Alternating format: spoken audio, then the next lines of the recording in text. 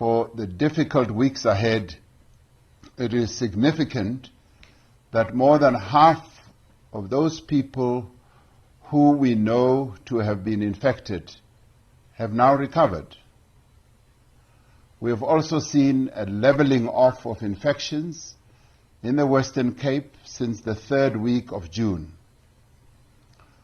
Although it may be too early to tell, this development in the Western Cape provides some hope that the province may have passed the peak of infections.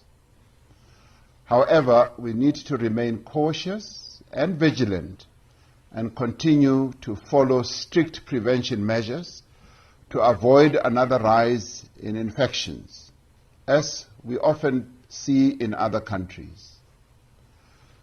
South Africa continues to have one of the lowest case fatality rates in the world, experiencing far fewer COVID-19 deaths than many countries with similar or even lower numbers of infections.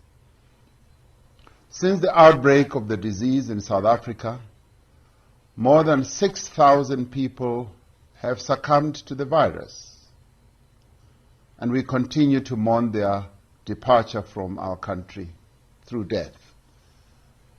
It remains our utmost priority to ensure that we do everything possible to minimize the loss of life.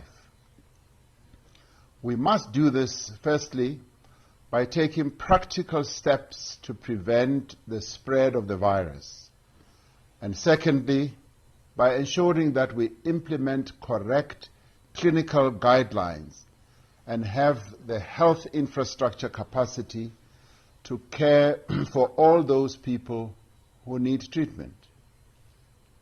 Since the beginning of May, we have been undertaking a gradual easing of lockdown restrictions. Most economic activity has returned. Some restrictions on the movement have been lifted, and schools and other educational institutions have resumed classes in a phased manner. In approaching the opening of schools, we have always said that the health as well as the well-being of learners and educators is critical. We have also said that it is vital that the development and progress of learners should not be impeded. A major and lasting disruption to learning would have a devastating impact on the prospects of an entire generation of young people. This has been one of our considerations. It was in balancing these imperatives that we adopted a cautious and phased return to schooling, beginning on the 8th of June with the return to school of learners in grades 7 and 12. On the 6th of July, learners from grades R, 6 and 11 also returned to school. Now, with the number of infections rising in several parts of the country, there have been calls from a number of quarters in our country for schools to be closed again. Over the last few days, the Department of Basic Education, led by Minister Motshekga, has met with more than 60 organizations representing parents, school governing bodies, principals and their organizations, educators and their organizations, independent schools, and civil society formations. It has also consulted with the Council of Education Ministers representing the provincial education departments across the country. These consultations provided important insights into the experiences of the different stakeholders in education, and these produced a broad range of divergent views. It is necessary to report that it was difficult to find consensus on the best approach, just as there are differing views among both international and local experts on the circumstances under which schools should be reopened. What everyone does agree on, though, is that the health, the academic and social development of learners must remain our foremost concern. This is consistent with the advice of the World Health Organization, which argues for a balanced consideration of the educational needs of the child and trends in the development of the disease. Officials from the World Health Organization have also said that the best and safest way to reopen schools is in the context of low community transmission. Taking into account the views of the various stakeholders and expert bodies, Cabinet has decided today that all public schools should take a break for the next 4 weeks. Now, this has also been the experience in a number of other countries, where schools have opened and have also had to close due to the circumstances that each country has had to confront. This means that schools will be closed from the 27th July and will reopen on the 24th of August. There are, however, some exceptions. Grade 12 learners and teachers will only take a 1-week break, from now returning to school on the 3rd of August. Grade 7 learners will take a 2-week break, returning to school on the 10th of August. Specific arrangements will be made for different categories of special schools. As a result of the disruptions caused by the pandemic, the current academic year will be extended beyond the end of 2020. The Minister of Basic Education will provide details on the management of the remainder of the school year. We have taken a deliberately cautious approach to keep schools closed during a period when the country is expected to experience its greatest increase in infections. Throughout this period, the National School Nutrition Program will continue to operate so that all learners or their parents can collect food directly from schools. I'm aware that this arrangement that I've just announced will disappoint many learners who want to be back at school and may cause inconvenience and difficulty for many families who need to make alternative childcare arrangements. We ask you to do this because we believe it is important to ensure that schools do not become sites of transmission at a time when infections are rising fast. I want to thank all our teachers and other staff at schools across the country who have been on the front line during this pandemic under great and difficult conditions. My fellow South Africans, the coronavirus pandemic continues to cause our economy great damage, threatening the viability of many businesses, leading to job losses, and badly affecting the income of those that can least afford it. That is why in April we announced a historic 500 billion rand social relief and economic support package to direct resources towards our coronavirus response and assist businesses, workers, the unemployed, and households. The resources for this package came from the reprioritization of funds within the budget and through the mobilization of loans from funders. And this has been impacted by our very difficult fiscal position. These funders that we have had to source funding from include multilateral development banks who have heeded the call to support their member countries during this crisis, and this has been the case in many other countries around the world.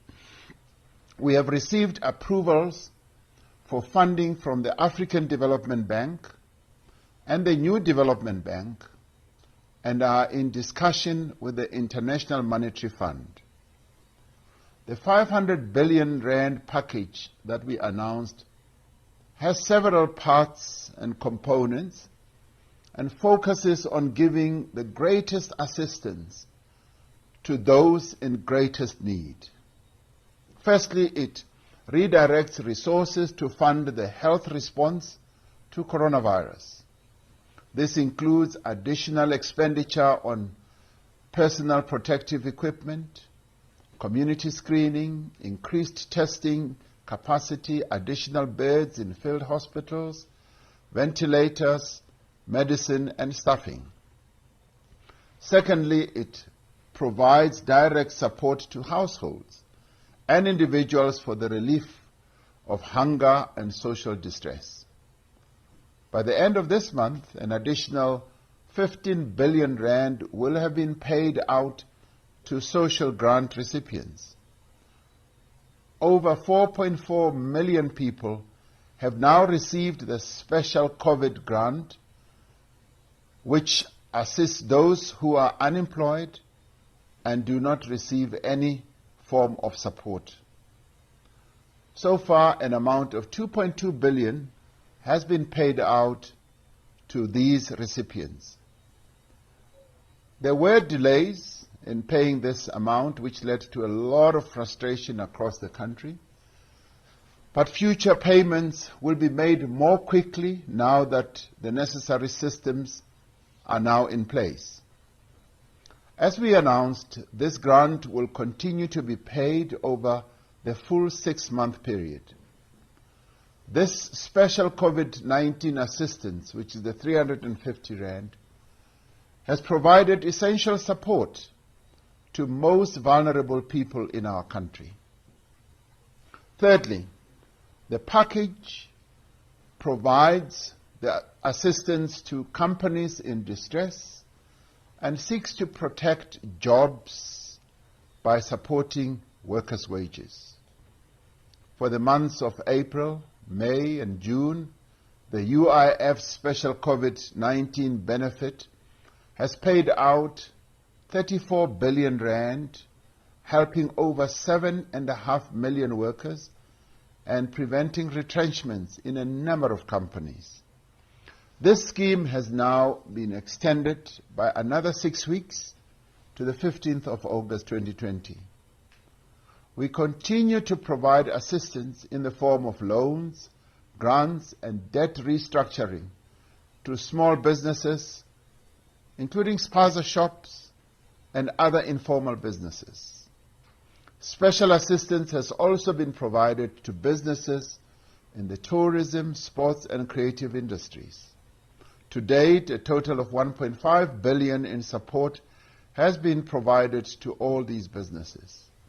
In partnership with the banks, through the 200 billion loan guarantee scheme, financial support has been provided to more than 8,600 small and medium-sized companies to the value of 12 billion rand. The rules of the scheme have been adjusted to expand the eligibility criteria and increase uptake, making it a lot easier for businesses to access finance during this period. I am therefore confident that we will be seeing more companies making use of this facility going forward now that the rules have been adjusted. Over 70 billion rand in tax relief has also been provided to companies. I mention all these figures because they clearly illustrate that the various parts of the social and economic relief package are being implemented and that the much needed support is reaching its recipients.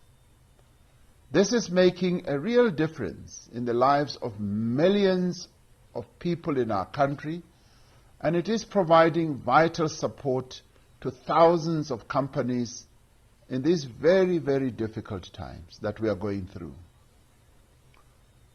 But what concerns me and what concerns all South Africans are those instances where funds are stolen, where they are misused, where goods that we have to procure are overpriced, where food parcels are diverted from needy households, where there is corruption and mismanagement of public funds.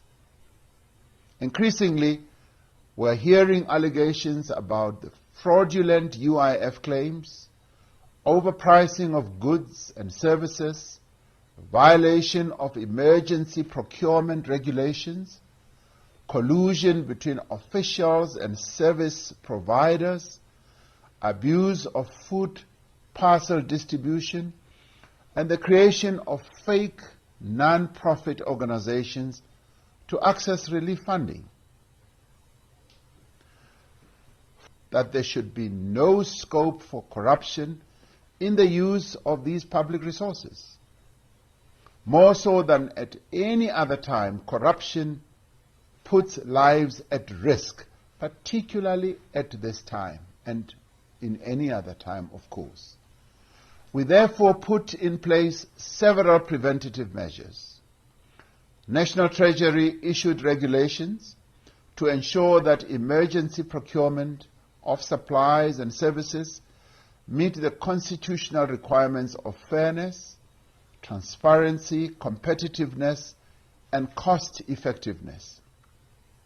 Regulations were put in place to prohibit unjustified price hikes and ensure availability of essential goods. Since the declaration of the national state of disaster, the Competition Commission has investigated well over 800 companies on excessive pricing. It has so far prosecuted or reached settlements with 28 companies, imposing penalties and fines of over 16 million rand. The Auditor General has also adopted special measures to safeguard funds committed to the fight against COVID-19. Special audits have been undertaken to detect and prevent misuse of these funds and to identify risks in the system. In addition to all these other measures, we have established in government a collaborative and coordinating center to strengthen the collective efforts among law enforcement agencies so as to prevent, detect, investigate, and prosecute COVID-related corruption. This center brings together 9 state institutions, and these are the Financial Intelligence Center, the FIC, the Independent Police Investigative Directorate, IPID, the National Prosecuting Authority, NPA, the Hawks, Criminal Intelligence, and the South African Police Service Detective Service, the South African Revenue Service, SARS, and the Special Investigating Unit, the SIU, and the State Security Agency, SSA. With an operational hub at the FIC, this center is currently involved in investigating allegations of corruption in areas such as the distribution of food parcels, social relief grants, the procurement of personal protective equipment and other medical supplies, as well as UIF special COVID scheme. At least 36 cases are currently at various stages of investigation and prosecution. We are determined that every instance of alleged corruption must be thoroughly investigated, that those who are responsible for wrongdoing should be prosecuted, and that all money stolen or overpriced should be recovered. In order to speed up and strengthen the process of dealing with corruption, I have today signed a proclamation authorizing the Special Investigating Unit, the SIU, to immediately investigate any unlawful or improper conduct in the procurement of any goods, any works, and services during or related to the national state of disaster in any state institution. This empowers the SIU to probe any allegation relating to the misuse of COVID-19 funds across all spheres of the state. If the SIU finds evidence of a criminal offense that has been committed, it is obliged and will be obliged to refer such evidence to the prosecuting authority. It is also empowered to institute civil proceedings for the recovery of any damages or losses incurred by the state.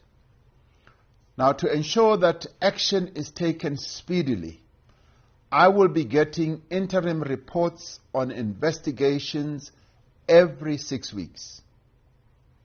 The fight against the coronavirus pandemic is stretching our capabilities and resources to their limit.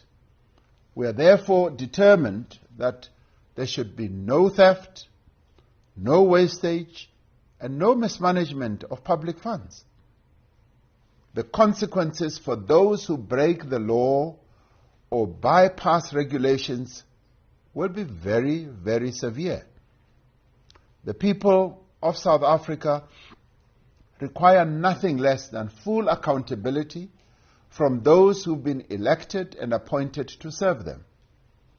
We commend those provincial governments and municipalities that have already started taking disciplinary action against officials accused of improper conduct and, where appropriate, have reported them to the law enforcement agencies. We are very pleased that this initiative is now underway. All the funds that we have committed must reach their intended recipients and must be put to their proper use. We will take steps to recover all funds that have been stolen or where goods have been overpriced. And it does not matter who has done so. The success of our fight against corruption depends on the involvement of all citizens and all parts of our society. In doing all this, we will also be working with various leaders in society and various social formations to strengthen our efforts to safeguard the precious resources that we need to overcome the disease and to protect our people from its damaging effects. As all South Africans work together to limit transmission and prepare for the peak of infections throughout the country, we are also looking towards the extraordinary measures that will be needed to rebuild our economy. We cannot wait until COVID-19 threat has passed, because the virus will continue to be part of our lives for some time to come. We need to work now on a social compact for economic recovery, growth, and transformation. As government, we are engaging with all social partners on a common economic recovery program that uses every means at our disposal to unlock growth and to create employment and to protect the jobs that we now have. We see a great deal of alignment across the various plans and proposals that have been put forward by various groups in society, and we are building a consensus on the practical measures that we will need to take now and in the coming months. And I will be addressing this matter in the weeks to come. Through working together, we have achieved much as a country in the last few months. We delayed the spread of the virus, saving many lives and giving ourselves time to improve our health response. We put in place the largest social and economic relief package in our history under severe constraints and have mitigated the worst impact of the pandemic. Across society, people have changed their behavior, observing social distancing, wearing masks, and observing hygienic practices. As a country, we have never before faced such a severe crisis or such an abrupt disruption to our lives. Under the most challenging conditions, our response as a nation has actually been quite remarkable. Even as we may have made some mistakes, we have shown an extraordinary capacity for innovation, for solidarity, and for collective action. We have mobilized the whole of society effort to combat this threat, and we have continued to adapt and improve our response. The next few weeks will put our resources and resolve to the test as never before. And I call on all South Africans to remain strong, to remain disciplined and focused, and above all, we should stay safe. I'm still convinced that we will overcome this pandemic. We will protect lives and livelihoods, and we will restore our people and our country to health. This week, we mourn the departure of Ubaba Andrew Umlangeni Isithwalandwe, one of the last Rivonia trialists who contributed immensely to achieving the freedom that we have achieved. We pass our condolences to his family and to his friends and indeed to the whole nation.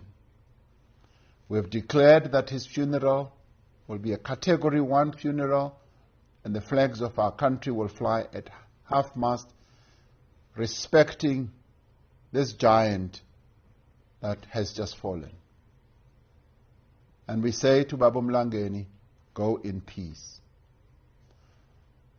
May God bless South Africa, and I thank you all.